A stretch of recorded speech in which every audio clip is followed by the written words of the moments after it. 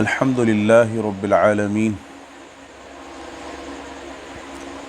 حمدا كثيرا طيبا مباركا فيه كما يحب ربنا ويرضى والصلاة والسلام على رسول الله نبينا محمد وعلى آله وصحبه وسلم تسليما كثيرا أما بعد فقال المصنف رحمه الله تعالى والإيمان قول وعمل ونية يزيد وينقص يزيد بالطاعة وينقص بالمعصية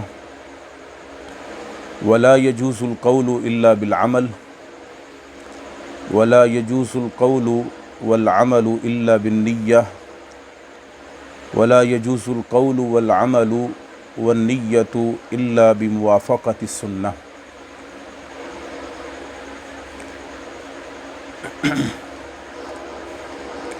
کل ہم نے ایمان کی بحث میں چند باتیں پڑھی تھیں، خاص طور پر محدثین کے ہاں ایمان کی تعریف میں جو مختلف عبارات منقول ہیں اس کا ذکر ہوا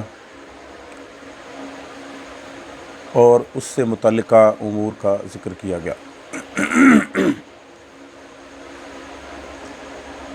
آج ہم مزید کچھ باتیں ایمان سے متعلق وہ پڑھنے کی کوشش کریں گے۔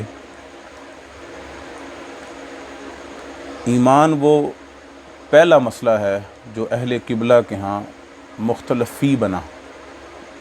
پہلے اتفاق تھا، یہ پہلا وہ مسئلہ ہے جس میں گمراہ گروہوں نے اختلاف کیا۔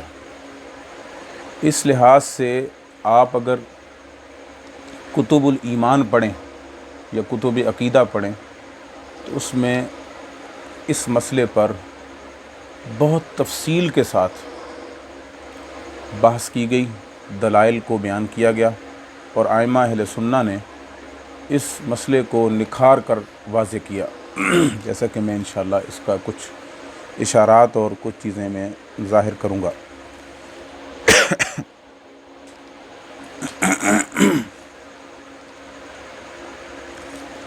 سب سے پہلی چیز کہ جو ایمان ہے لغت میں امن سے ماخوذ ہے یا مشتق ہے۔ طمانینۃ النفس، نفس کا اطمینان پانا، اور نفس کا اطمینان فقط تصدیق سے نہیں ہوتا اور نہ ہی انقیاد کے بغیر ہوتا ہے۔ انقیاد کسے کہتے ہیں؟ انقیاد امتثال کو کہتے ہیں۔ وہ کیا ہوتا ہے؟ فرما برداری، حکم کی پاسداری اور عمل پیرا ہونا۔ جب تک کہ دل کا اطمینان کے ساتھ ساتھ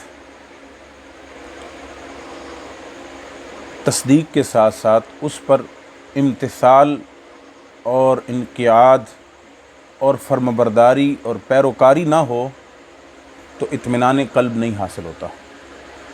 تو ایمان لغوی طور پر بھی تصدیق کے ساتھ ساتھ عمل کا تقاضا کرتا ہے، ٹھیک ہے؟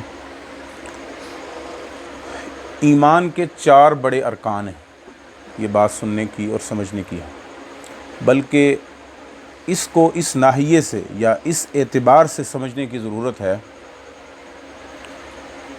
کہ جو 3 ارکان بیان کیے جاتے ہیں یا تعریف کی جاتی ہے، الایمان تصدیق بالقلب و اقرار باللسان وعمل بالجوارح یا عمل بالارکان،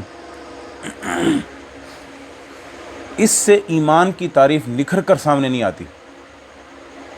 گو کہ اہل سنہ میں سے بھی بعض کا قول ہے، جیسا کہ میں نے کل اس کو ذکر کیا،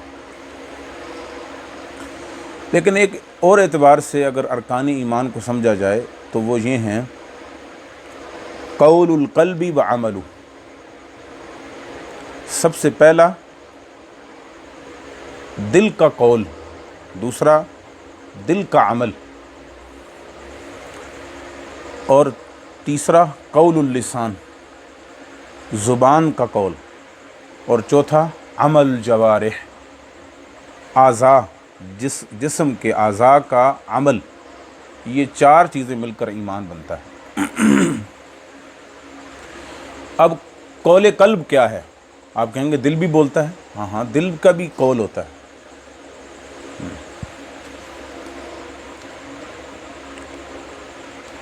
دل کا بھی قول ہوتا ہے۔ جب نبی کریم صلی اللہ علیہ وسلم اپنی نبوت سے قبل، نبوت ملنے سے قبل، جب آپ صلی اللہ علیہ وسلم پر پتھر سلام کیا کرتے یا درخت سلام کیا کرتے تھے تو کیا ان کی زبانیں تھیں؟ نہیں، یقیناً نہیں۔ تو ہر چیز کا قیاس جو انسان کے ظاہر میں ہے اس پر نہیں ہو سکتا۔ تو آپ صلی اللہ علیہ وسلم تو درختوں کو اور پتھروں کو نشاندہی کر کے کہا کرتے تھے کہ یہ وہ پتھر ہے یا یہ وہ درخت ہے جو مجھے نبوت سے پہلے سلام کیا کرتا تھا۔ یا قیامت کے قریب جب یہودی درختوں کے پیچھے چھپیں گے تو مسلمانوں کو پکار کر وہ درخت کہے گا تعال یا مسلم، مسلمان ادھر آؤ، میرے پیچھے یہودی ہے، اس کو قتل کر دو۔ تو اس سے پتہ لگتا ہے کہ قول کے لیے وہ جو اعضاء ہمیں حاصل ہیں، جس سے ہم نطق کرتے ہیں، ضروری نہیں کہ ہر ایک کے لیے وہی ہو، لیکن ہر ایک کا قول ہو سکتا ہے، اس کا نطق ہو سکتا ہے۔ قیامت کے دن اعضاء بولیں گے، ان کی زبان تو نہیں ہوگی نا۔ تو قول قلب جو ہے وہ معرفت القلب و تصدیق القلب کا نام ہے۔ یہ قول قلب ہے، قلب کا یعنی دل کا قول تصدیق قلب سے متعلق ہے اور معرفت قلب سے متعلق ہے، یہ دل کا قول ہے۔ اور عمل قلب، یہ بہت اہم بات ہے، یہ بہت اہم بات ہے۔ بعض لوگ صرف تصدیق کو ایمان کا حصہ سمجھتے ہیں، بلکہ جہاں انسان کا دل کا قول ہے، دل کے اعمال بھی ہیں، دل کے اعمال بھی ہیں۔ اس لحاظ سے بھی یہ ثابت ہوتا ہے کہ ایمان کی تعریف میں نہ صرف قول داخل ہے بلکہ عمل بھی داخل ہے۔ تو اس کے بہت سے اعمال ہیں جو دل سے متعلقہ ہیں، صرف ان کا اعضاء سے تعلق نہیں ہے، جیسے خوف، رجا، امید، محبت، دشمنی، ناپسندیدگی، ندامت، خشیت، یہ ساری چیزیں ان کا کیا یہ اعمال القلب ہیں، یہ اعمال القلب ہیں، ان کا تعلق ظاہری اعضاء کے ساتھ تو نہیں۔ توکل، بھروسہ، اللہ اکبر، یعنی یہ جتنے بھی اعمال میں گنوا رہا ہوں یہ اعمال قلب ہیں، یہ اعمال القلوب ہیں، تو یہ ایمان کا حصہ ہیں۔ توکل غیر اللہ پر، یہ ایمان تو نہیں نا۔ خوف غیر کا ہوگا تو یہ شرک ہے، توکل غیر پر ہوگا شرک ہے، رجا امید غیر سے ہوگی تو شرک ہے، حالانکہ ان کا تعلق ظاہری اعضاء سے نہیں ہے، یہ دل کے اعمال میں سے ہے، ٹھیک ہے۔ اسی طرح استغاثہ ہے، استعانت ہے، استعانت سے زبان سے انسان پکار بھی لیتا ہے، لیکن استغاثہ کا تعلق، اور اس طرح کے اور بہت سے۔ اسی طرح سر تسلیم خم کرنا کسی چیز پر، فلا وربک لا یؤمنون حتی یحکموک فیما شجر بینہم ثم لا تجدوا فی انفسہم حرجا مما قضیت ویسلموا تسلیما۔ معنی سر تسلیم خم کرنا بھی، یہ بھی دل کے اعمال میں سے، یہ بھی دل کے اعمال میں سے۔ تو اس سے پتہ لگا کہ قول قلب بھی ہوتا ہے اور عمل قلب بھی ہوتا ہے، اور یہ ارکان ایمان میں سے ہے۔ اور اسی طرح قول لسان کیا ہے؟ وہ ظاہر ہے، اشہد ان لا الہ الا اللہ واشہد ان محمدًا عبدہ ورسولہ، یعنی شہادتین کی گواہی دینا، شہادتین کی گواہی دینا، یہ قول لسان ہے۔ اور عمل بالجوارح یا عمل بالارکان، اعضاء سے عمل کرنا، نماز، روزہ، زکوٰۃ، حج، جہاد اور دوسرے اعمال صالحہ وہ انسان اپنے اعضاء سے کرتا ہے، ان کا تعلق اعضاء کے ساتھ ہے۔ تو یہ 4 بڑے رکن ہیں ایمان کے، 4 بڑے رکن ہیں ایمان کے، اور ان کو کسی نے یعنی ائمہ نے 3 بھی گنا ہے، جیسے کہ انشاءاللہ آگے بات آئے گی، 3 بھی گنا ہے۔ تو یہ 3 گننا وہ اس 4 کے خلاف نہیں ہے، یہ تو 4 سمجھانے کے لیے بتا دیا گیا۔ قرآن مجید میں 50 سے زائد مرتبہ یہ سیاق استعمال کیا، الذین آمنوا وعملوا الصالحات، یعنی یہ آیت کا یہ جو یعنی یہ انداز اور سیاق ہے، یہ قرآن مجید میں 20 مرتبہ یہ سیاق استعمال کیا گیا۔ یعنی ایمان عمل صالح کے بغیر کیا چیز ہے؟ کچھ بھی نہیں۔ یہ کیسے ہو سکتا ہے کہ کوئی یہ کہہ دے کہ ایمان عمل کے بغیر ہے؟ تو قرآن مجید کا تو مطلوب اور تقاضا ہی ہے، جہاں ایمان کا ذکر ہوتا ہے ساتھ ہی عمل صالح، الذین آمنوا وعملوا الصالحات، الذین آمنوا وعملوا الصالحات، والعصر ان الانسان لفی خسر الا الذین آمنوا وعملوا الصالحات، یعنی انسان کو خسارے میں قرار دیا مگر ایمان والا اور جو ایمان عمل صالح کرنے والا ہے۔ تو یعنی عمل صالح تو لازم ملزوم ہے ایمان کے ساتھ، ایمان کی تعریف میں شامل ہے، داخل ہے، وہ کیسے خارج ہو سکتا ہے؟ اللہ اکبر، اللہ اکبر۔ وَمَن يَعْمَلْ مِنَ الصَّالِحَاتِ مِن ذَكَرٍ أَوْ أُنثَىٰ وَهُوَ مُؤْمِنٌ فَأُولَٰئِكَ يَدْخُلُونَ الْجَنَّةَ۔ اب آپ دیکھیں کہ یہاں مرد و عورتوں کو جنت کا وارث قرار دیا گیا، لیکن کس کا؟ صرف ایمان کے ساتھ نہیں، عمل صالح کے ساتھ۔ ایمان کے ساتھ عمل صالح ملے گا تو وہ جنت کے وارث بنیں گے۔ وَمَنْ عَمِلَ صَالِحًا مِّن ذَكَرٍ أَوْ أُنثَىٰ وَهُوَ مُؤْمِنٌ فَلَنُحْيِيَنَّهُ حَيَاةً طَيِّبَةً، یہاں یعنی جنت کی زندگی، حیاتً طیبہ، پاکیزہ زندگی عطا ہم کریں گے ان کو، کنہیں؟ جو ایمان لائے اور عمل صالح کریں گے، من ذکر او انثیٰ، چاہے عورت ہو یا مرد ہو۔ تو ایمان عمل صالح کے بغیر بھلا کیا ہوگا؟ کچھ بھی نہیں۔ اللہ اکبر۔ میں چند آپ کو آیات کی نشاندہی کیے دیتا ہوں جہاں ایمان کے ساتھ عمل کو ساتھ شامل کیا گیا۔ سورہ طٰہٰ کی آیت نمبر 112، سورۃ الانبیاء آیت نمبر 94 یعنی 94، سورہ التغابن آیت نمبر 9 یعنی 9، سورہ بنی اسرائیل جس کو سورہ اسراء بھی کہتے ہیں آیت نمبر 9، سورۃ الکہف آیت نمبر 2 اور آیت نمبر 110 آخر میں جا کر بالکل۔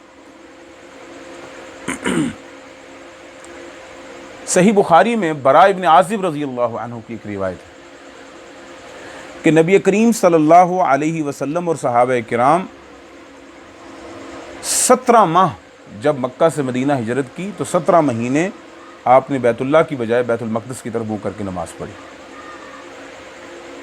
منہ کر کے نماز پڑھی۔ 17 مہینے کے بعد اللہ تعالیٰ نے نبی کریم صلی اللہ علیہ وسلم کے بار بار اپنے چہرے کو آسمان کی طرف اٹھانے اور بار بار اس مطالبے کی وجہ سے بیت المقدس سے بیت اللہ کو قبلہ بنا دیا۔ تو جب قبلہ بنا تو صحابہ کرام پریشان ہوئے۔ 2 پریشانیاں ان کو لاحق ہوئیں کہ ہماری نمازوں کا کیا بنے گا جو پہلے ہم بیت المقدس کی طرف کر کے منہ پڑھتے رہے، اور دوسرا ہمارے وہ ساتھی، وہ صحابہ جو ہمارے ساتھی تھے اور وہ بیت المقدس کی طرف منہ کر کے نماز پڑھا کرتے تھے اور اسی حالت میں فوت ہو گئے، ان کی نمازوں کا کیا بنے گا؟ تو اللہ سبحانہ و تعالیٰ نے قرآن کی آیت اتاری، ما کان اللہ لیضیع ایمانکم، اللہ تعالیٰ ایسا نہیں کہ تمہارے ایمان کو ضائع کر دے۔ اللہ اکبر۔ امام احمد، امام مروزی، بڑے بڑے ائمہ عقیدے کے تمام علماء اس حدیث کو اپنی کتاب میں ذکر کرتے ہیں، اور امام احمد کا لفظ ہے سم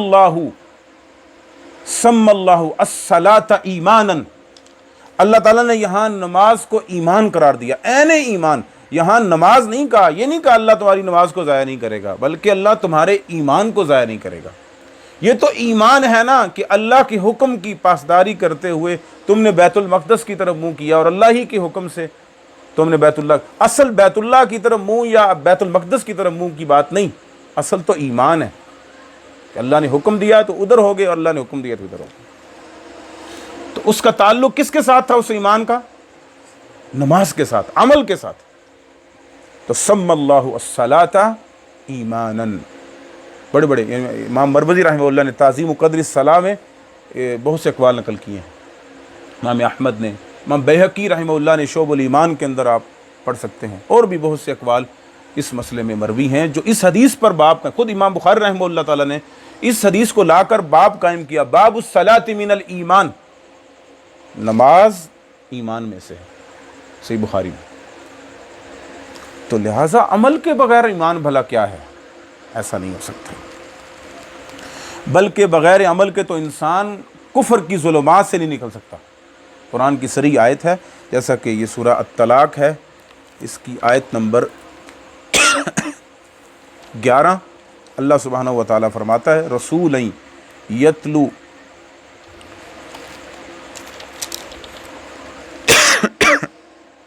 رسولا یتلو علیکم آیات اللہ.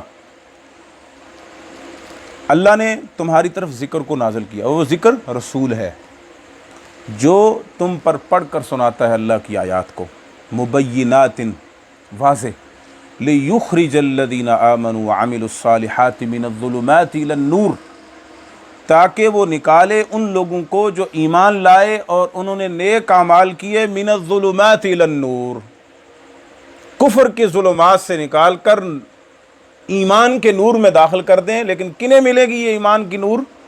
جو ایمان بھی لائے اور عمل صالح بھی کیے. گویا کہ عمل صالح کے بغیر تو انسان ظلمات کفر سے نہیں نکل سکتا. تو ایمان کے بغیر، عمل کے بغیر ایمان بھلا کیا ہے؟ تو یہ واضح بات ہوئی. اسی لیے بڑے بڑے ائمہ نے اس پر اجماع نقل کیا ہے کہ عمل ایمان کا حصہ ہے. جیسا کہ اس اجماع کو ویسے بڑے بڑے ائمہ نے، سفیان ابن عیینہ، سفیان ثوری، امام احمد اور بڑے بڑے ائمہ نے اس پر اجماع نقل کیا ائمہ سلف کا کہ عمل ایمان کا حصہ ہے. ایک قول میں پڑھتا ہوں صرف، امام لالکائی نے اپنی کتاب شرح اصول اعتقاد اہل سنت والجماعہ میں لکھا ہے امام شافعی سے کہ کان الاجماع من الصحابۃ والتابعین من بعدهم ممن ادرکناہم ان الایمان قول وعمل ونیۃ. امام شافعی رحمہ اللہ فرماتے ہیں صحابہ، تابعین اور اس کے بعد جن کو ہم نے پایا ہے وہ سب ان کا اجماع ہے اس مسئلے پر کہ ایمان قول، عمل اور نیت کا نام ہے. عمل، قول اور نیت کا نام ہے. ولا یجزی واحد من الثلاثۃ الا بالآخر،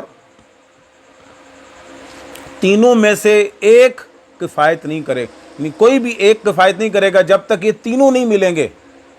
تینوں ملیں گے تو ایمان ہوگا، تینوں میں سے کوئی ایک بھی مؤخر ہو گیا، رہ گیا تو ایمان نہیں ہوگا، ایمان نہیں ہوگا. اب اگلا مسئلہ یہ ہوا، سب سے پہلے جنہوں نے ایمان میں سے عمل کو خارج کیا وہ مرجیہ تھے، اور اس کا منبع اور مأویٰ اور جو مسکن تھا، اصل بنیادی جو وہ جگہ تھی وہ کوفہ تھا، جہاں ارجاء نے پروان چڑھی. میں اکثر کہتا ہوں کہ دو گمراہ گروہ ایسے ہیں جنہوں نے بہت فساد برپا کیا، اور دونوں کا تعلق گو کہ عقدی اعتبار سے بھی ہے، لیکن ایک کا ظاہری نقصان بہت ہوا اور ایک نے عقیدے اور ایمان پر بہت شدید حملہ کیا. دونوں کا ایک دوسرے سے یعنی ایک خوارج نے یہ موقف اپنایا کہ جو بھی کبیرہ گناہ کرے گا وہ اسلام سے خارج ہے، مخرج من الملہ ہے، وہ نکل جائے گا. تو جب وہ نکل جائے گا تو وہ کافر ٹھہرا، جب کافر ٹھہرا تو وہ حلال الدم ہو گیا، اس کا خون حلال ہے. بس پھر انہوں نے خون کی ندیاں بہا دی. یدعون اہل الاوثان ویقتلون اہل الاسلام، نبی صلی اللہ علیہ وسلم نے ان کی صفت ہی یہ بیان کی کہ وہ بت پرستوں کو چھوڑ دیں گے اور اہل اسلام کو قتل کریں گے. تو گویا کہ کشت و خون کی ندیاں مطلب انہوں نے بہا دی. اور دوسرے مرجیہ ارجاء، جنہوں نے عمل کو ایمان سے مؤخر کیا، ایمان سے خارج قرار دیا۔ جب خارج قرار دیا تو لوگ بد عمل ہو گئے۔ ہمارے شیخ محترم الفقی مربی شیخ حافظ عبد الحمید اظہر رحمۃ اللہ علیہ، مجھے یاد ہے جب ہم ان سے صحیح بخاری پڑھا کرتے تو ایک دفعہ میں نے ان سے کچھ سوال کیا ایمان کی شرائط سے متعلق، تو مجھے وہ کافی دیر بات ہوتے ہوتے آخر میں کہنے لگے آپ یہ مت سمجھیں، ان کی بہت خوبی تھی کہ وہ اپنے شاگردوں کو صاحب کہہ کر پکارا کرتے تھے، ہر شاگرد کو، اللہ رحمہ اللہ تعالی۔ تو مجھے وہ پکار کر کہنے لگے کہ آپ یہ مت سمجھیں کہ یہ صرف ایک عقیدہ تھا اور بس ختم ہو گیا، بلکہ اس عقیدے نے لوگوں کو بد عمل بنا دیا۔ اب لوگ یہ سمجھتے ہیں باقاعدہ کہ جس نے کلمہ پڑھ لیا بس اس کے لیے ضروری نہیں ہے کہ وہ جنتی ہی ہے، اور چاہے وہ نماز پڑھے نہ پڑھے، روزہ رکھے نہ رکھے، زکوٰۃ دے نہ دے، حج کرے نہ کرے استطاعت کے باوجود۔ پہلے تو یہ عقیدہ اور ایک مذہب کے طور پر نمودار ہوا، اب لوگ مذہب نہیں جانتے، لیکن بد عملی کو اپنے اندر انہوں نے رچ بس گئی اور مسلمان معاشرہ بد عمل ہو گیا۔ اس ارجاء نے اتنا ظلم اٹھایا معاشرے میں کہ لوگوں کو بد عمل بنا دیا، بد عمل بنا دیا، اللہ المستعان۔ تو ارجاء نے بہت فتنہ اٹھایا۔ تو مرجئہ دو طرح کے ہیں، ایک تو غالی مرجئہ جس کو غلاۃ المرجئہ کہہ سکتے ہیں آپ، ان کے نزدیک صرف الایمان ہوا تصدیق، بس ان کے نزدیک تصدیق صرف ایمان ہے، دل سے تصدیق کر لے آدمی تو ایمان ہے۔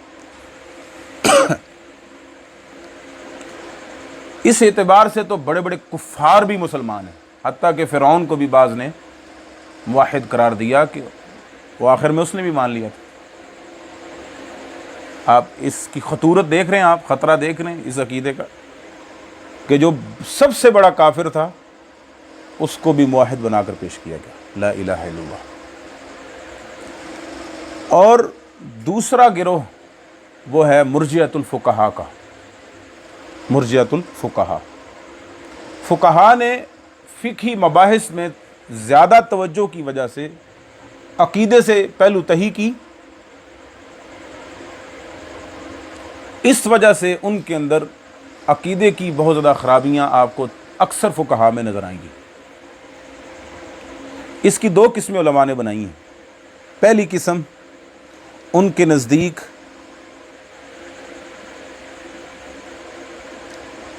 اعتقاد قلب اور قول لسان یہ دو جز ہیں ایمان کے، اور العمل لیس من الایمان، عمل جو ہے یہ ایمان میں سے نہیں ہے۔ اور یہ منسوب کیا ہے قول علماء نے امام ابو حنیفہ رحمۃ اللہ علیہ کی طرف اور ان کے استاد حماد بن ابی سلیمان کی طرف۔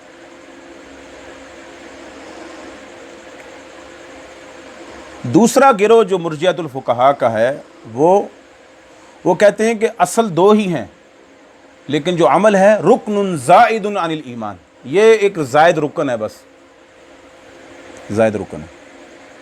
اور اسی سے آگے چلتے چلتے اشاعرہ آئے، انہوں نے کہا کہ عمل ہے ٹھیک، لیکن یہ صحت ایمان کے لیے نہیں، رکن ایمان نہیں ہے، بلکہ تکمیل ایمان کے لیے ایک بس چیز ہے، تکمیل ایمان، یعنی ایمان مکمل ہوتا ہے بس عمل کے ذریعے سے، یہ نہیں کہ یہ کوئی حصہ ہے، رکن ایمان نہیں ہے، صحت ایمان کے لیے نہیں ہے، یعنی رکن نہیں ہے، بلکہ تکمیل ایمان کے لیے ایک حصہ ہے کہ اس کے ذریعے سے ایمان مکمل ہوتا ہے۔ تو بعد کے مرجئہ نے وہ اشاعرہ کے موقف کو اپنا لیا، چونکہ لوگ، میں نے آپ کو بتایا نا کہ لوگوں کی وجہ سے ایسا ہوتا تھا۔ یہ جو میں نے بات کہی نا کہ فقہاء نے فقہی مباحث میں زیادہ پڑھ کر عقیدے کے مباحث سے پہلو تہی کی، یہ بہت بڑا المیہ ہے تاریخ اسلام کا۔ شیخ ابن عثیمین رحمۃ اللہ علیہ نے بہت پیاری یہ بات کہی ہے، اپنی جو ان کی مختلف جو متن الورقات کی شرح ہے نا، اس کے شروع میں بھی اور ویسے بھی اکثر یہ بات ابن عثیمین رحمہ اللہ اپنی کتابوں میں کہتے ہیں کہ التوحید هو الفقہ الاکبر، توحید فقہ اکبر ہے. اور یہی وجہ امام حنیفہ کی طرف جو منسوب کتاب ہے الفقہ الاکبر، وہ فقہ کی کتاب نہیں، وہ توحید کے اور ایمانیات کے مسائل پر مبنی ہے. جی تو یہ فقہ الاکبر ہے. اس لیے علماء کرام یہ نصیحت کرتے ہیں طلباء اعظام سے کہ طالب علم کا کوئی بھی شعبہ علم ہو، وہ تفسیر میں ایک اچھا باحث ہو، مفسر ہو، اور حدیث میں اس کی اچھی یعنی تگ و دو ہو، یا یعنی نحو صرف میں ہو، ادب میں ہو، اور یا دوسرے علوم و فنون جو اسلام کے یا علوم اعلیٰ ہیں یا دوسرے جتنے بھی علوم اعلیٰ ہیں ان میں انسان اگر مہارت حاصل کرتا ہے، ہر ایک میں ان میں سے ہر ایک پر فرض ہے کہ وہ عقیدے میں مہارت حاصل کرے. یعنی اتنی مہارت کہ وہ عقیدے میں کوئی ایسی بات نہ کہہ دے جو عقیدے کے منافی ہو. آپ دیکھ لیں کہ جن لوگوں نے جن کا شعبہ علم یا شعبہ فن وہ عقیدہ نہیں تھا تو ان کے عقیدے میں ضرور کوئی نہ کوئی خرابی آئی، اور انہوں نے تاثر لیا غیروں سے، تاثر لیا. ہم ان کو اہل سنت سے مطلب ظاہری بات ہے وہ خارج نہیں ہے انشاءاللہ، وہ تاثر ہی لیا. اصلاً وہ اشاعرہ نہیں تھے، ماتریدیہ نہیں تھے، جیسے حافظ ابن حجر ہیں رحمہ اللہ، امام نووی، یہ اصلاً یعنی اشاعرہ تو نہیں تھے نا، ماتریدیہ تو نہیں تھے، لیکن اثر لیا ان سے، معاشرہ ماحول معاشرہ وہاں تھا. تو اس سے پتہ لگتا ہے کہ عقیدے کی کس قدر اہمیت ہے. بہت محتاط رویہ اپنایا جائے، بہت محتاط رویہ اس معاملے میں اپنایا جائے. تو یہ چند باتیں اس حوالے سے. اب اگلا مرحلہ یہ ہے کہ ایمان یزید بالطاعت وینقص بالمعاصی، ایمان بڑھتا بھی ہے اور کم بھی ہوتا ہے. اس کی بہت سی آیات اس کی دلالت کرتی ہیں، اس پر دلالت کرتی ہیں. میں چند آیات آپ کے سامنے پڑھوں گا، بلکہ اشارہ ہی مقصود ہے میرا تاکہ بات کو آگے بڑھایا جائے. سورۃ الانفال کا شروع ہی اللہ تعالیٰ سبحانہ و تعالیٰ یعنی ایمان کے بڑھنے اور کم ہونے پر تو متواتر کے ساتھ، تواتر کے ساتھ احادیث بھی اور قرآن کی آیات بھی کثرت کے ساتھ یعنی بیان ہیں ان کی نصوص. اللہ اکبر. اللہ تعالیٰ فرماتا ہے انما المؤمنون الذین اذا ذکر اللہ وجلت قلوبہم. مومن تو حقیقی مومن تو وہ لوگ ہیں کہ جب اللہ کا ذکر کیا جاتا ہے تو ان کے دل دہل جاتے ہیں، ان کے دل دہل جاتے ہیں. وَإِذَا تُلِيَتْ عَلَيْهِمْ آيَاتُهُ زَادَتْهُمْ ایمانا، اور جب ان پر اللہ کی آیات پڑھی جاتی ہیں تو ان کے ایمان بڑھ جاتے ہیں، ان کے ایمان بڑھ جاتے ہیں. وَعَلَىٰ رَبِّهِمْ يَتَوَكَّلُونَ، اور وہ اپنے رب پر توکل اور بھروسہ کرنے والے ہیں. الَّذِينَ يُقِيمُونَ الصَّلَاةَ وَمِمَّا رَزَقْنَاهُمْ يُنْفِقُونَ أُولَٰئِكَ هُمُ الْمُؤْمِنُونَ حَقًّا.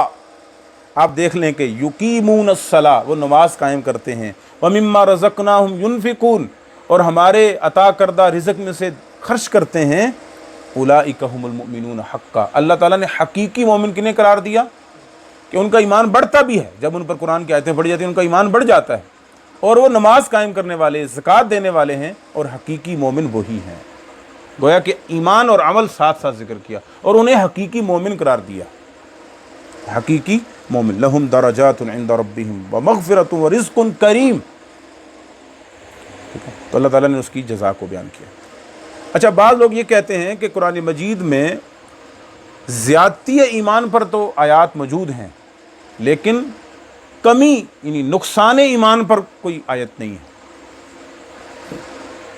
ویسے تو زیادتی ایمان جب مانی جائے گی، ایک چیز زیادہ تب ہوتی ہے جب کم ہو. گلاس میں پانی کم ہے تو اس میں ڈالا جا سکتا ہے، اگر بھرا ہوا ہو تو اس میں پانی نہیں ڈلے گا. تو زیادتی خود کمی پر دلالت کرتی ہے، لیکن ایک آیت جو اس بات پر واضح طور پر دلالت کرتی ہے، سورہ توبہ ہے، اس کا آخر ہے. اللہ تعالیٰ فرماتا ہے وَإِذَا مَا أُنزِلَتْ سُورَةٌ فَمِنْهُمْ مَنْ يَقُولُ أَيُّكُمْ زَادَتْهُ هَذِهِ إِيمَانًا فَأَمَّا الَّذِينَ آمَنُوا فَزَادَتْهُمْ إِيمَانًا وَهُمْ يَسْتَبْشِرُونَ. جو ایمان والے ہیں ان کا ایمان بڑھتا ہے، ایمان بڑھتا ہے. آگے کیا فرمایا؟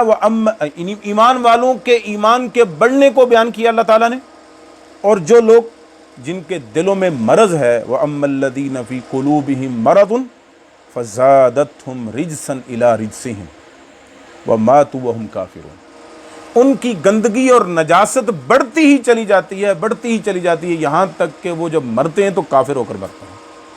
مطلب اس جانب ایمان والوں کے ایمان کے بڑھنے کا ذکر کیا، اور دوسری جانب جن کے دلوں میں ٹیڑھا پن مرض ہے ان کی نجاست آگے بڑھتی چلی، مطلب ایمان کی کمی ہوتی ہوتے ہوتے یہاں تک کہ وہ کافر ہو کر مرتے ہیں۔